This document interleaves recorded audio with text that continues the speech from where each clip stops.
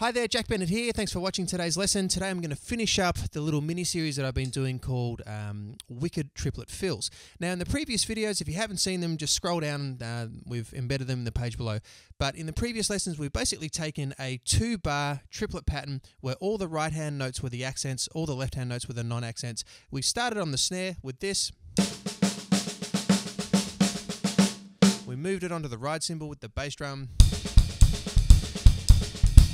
We had a look at a couple of different ways of playing it with the toms as well. Today we're going to do what I was just doing there in the introduction video, which was basically playing kind of like we did with the right hand on the ride cymbal, now putting the right hand on the hi-hat, but then also using the left foot to give us some hi-hat gliss notes as well. All right, so at this point, we really are using all 4 limbs. In the previous videos, we've really only been using right hand, left hand, and right foot, but this time we're going to start including the left foot as well. And it's a little bit different because, at least the way that I do it, I play heel up predominantly with my right foot.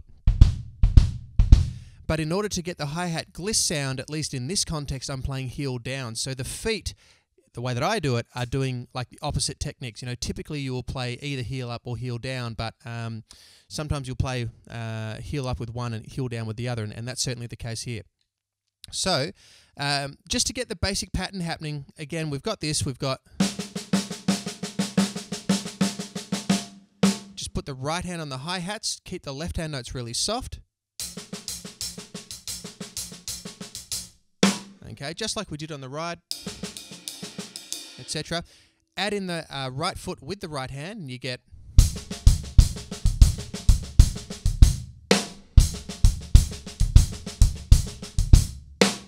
And now we're going to open up the left foot. All right, so you'll notice when I play it that sometimes we're getting a longer hi-hat gliss, okay, like on the first beat, for instance, that's what happens. However, sometimes we're getting a short one where it's only lasting 1 triplet, okay? So I'll break it down for you. We've got...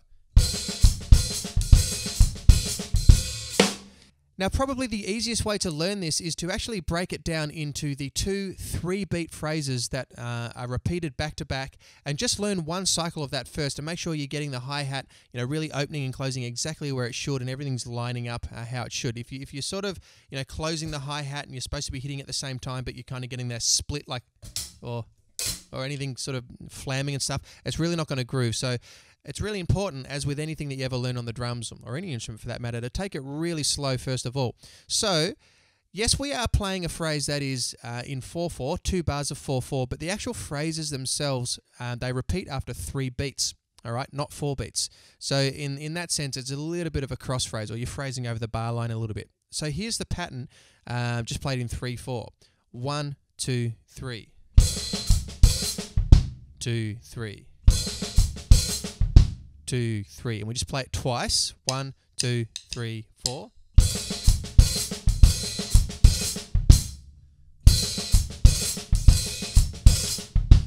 All right, and then at the end of that, you know, on beats 3 and 4 of the second bar, in 4/4 time, we're just playing 3, 4. That's all it is. Open, and then closing the hi-hat as you hit the snare. 3, 4. Okay, 3, 4. So you get 1, 2, 3, 4.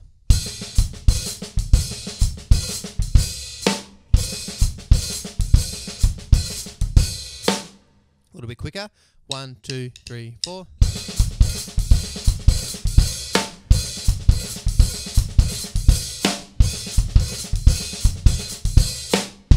All right, and faster again. 1, 2, 3, 4.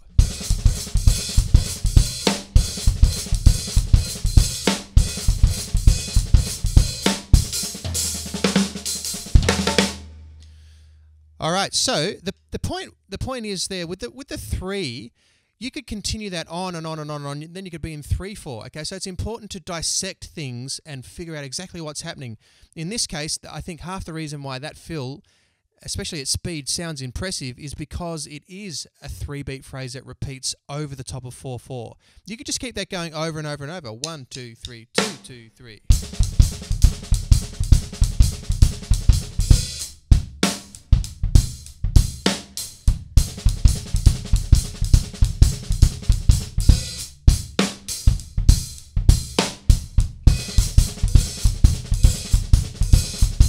And then what we've got, the final fill with the short gliss as well.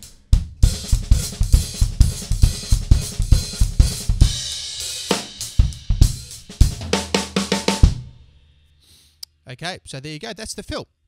Once again, pay real close attention to the opening and the closing of the left foot, because that's going to dictate exactly how long the gliss sustains for. And make sure when you close it exactly on the subdivision or the beat that you're supposed to, in order to avoid splitting and flamming, because that kind of kills the groove. So that's the pattern. All right. In 3/4.